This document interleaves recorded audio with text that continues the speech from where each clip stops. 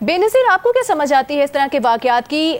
یہ حکومت جو کہ کہتی رہی ہے، میڈیا کی تعریف کرتی رہی ہے اور میڈیا کے کردار کو سراہتی رہی ہے جب اقتدار میں آنا تھا، اقتدار میں آنے کے بعد اس طرح کے واقعات میں اتنا زیادہ ایک دم سے اضافہ ہو جانا کیسے دیکھتی ہیں آپ؟ پھر حکومت کی ول اور کمٹمنٹ کیا ہے صحافیوں کے تحفظ کے حوالے سے؟ کوئی کمٹمنٹ نہیں ہے سارا.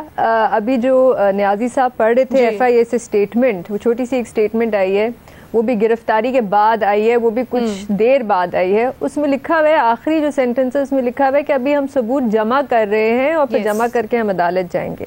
اگر آپ ابھی ثبوت جمع کر رہے ہیں تو پھر آپ نے صحافیوں کو گرفتار کیوں کیا اور ایف آئی آر کدھر ہے؟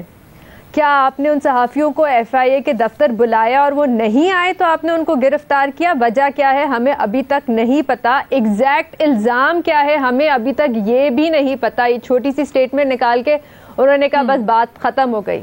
دیکھیں، پہلی بات تو سارا میں یہاں پہ کرنا چاہوں گی کہ عامر میر اور عمران شفقت جیسے صحافی یوٹیوب پہ کیوں ہے، وہ مین سٹریم میڈیا پہ کیوں نہیں ہے؟ اس لیے کیونکہ ہمارے ملک میں پچھلے 3 سالوں سے سینسرشپ اتنی بڑھ گئی ہے کہ بہت سے صحافیوں کے لیے اب جگہ ہی نہیں ہے مین سٹریم میں، کیونکہ بہت سے صحافی بات ہی نہیں کر سکتے، بہت سی چیزوں پہ ہم بھی بات نہیں کر سکتے کیونکہ اتنی سینسرشپ ہے ہمارے ملک میں. اور اب ایسا لگ رہا ہے کہ یہ حکومت چاہتی ہے کہ یوٹیوب پہ بھی سینسرشپ ہو اور ایف آئی اے جیسے اداروں کو استعمال کیا جائے. دیکھیں، آرڈر کہیں سے بھی آئے اور نازی صاحب بھی کہہ رہے ہیں ٹھیک ہے بات صحیح ہوگی، شاید حکومت کی طرف سے یہ آرڈر نہیں آتے ہوں گے، لیکن حکومت کیا ملوث نہیں ہے؟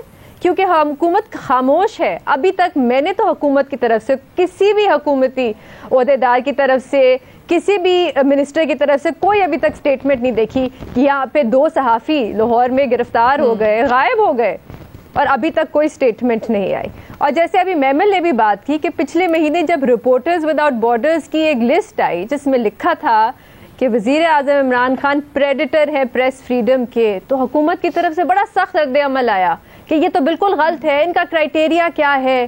ہم نے تو بڑا اچھا ماحول بنایا ہوا ہے صحافیوں کے لیے. یہ بڑا اچھا ماحول ہے کہ 2 صحافی غائب ہو جاتے ہیں اور حکومت خاموش ہے؟ یہ ہوتا ہے ماحول؟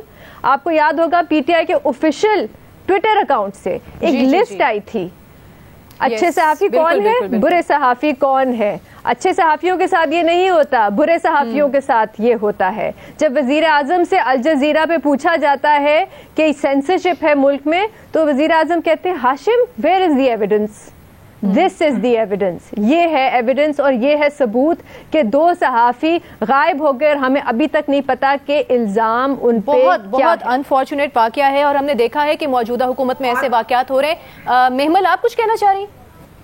جی سارا، میں نے کہا جس طرح بے نظیر نے وہ گڈ اور بیڈ جرنلسٹ کی بات کی نا، تو جس طریقے سے ٹویٹر ٹرینڈز چلتے ہیں صحافیوں کے خلاف، جس طرح سے اس میڈیا کو ڈسکریڈٹ کیا جاتا ہے پی ٹی آئی کے لوگوں کی طرف سے، ہم ایک منظم ہم یہ ٹرینڈ دیکھ رہے ہیں اوور آل کہ مین سٹریم میڈیا کے اندر جو لوگ ان کے کرٹیکل ہیں ان کو جو ہے ڈسکریڈٹ کیا جائے، جو ان کے اوپر ذرا سے تنقید، یعنی کہ صرف یہ کیا یس سر چاہتے ہیں، تو ایک جمہوری ملک کے اندر یہ یس سر نہیں خالی ہو سکتا.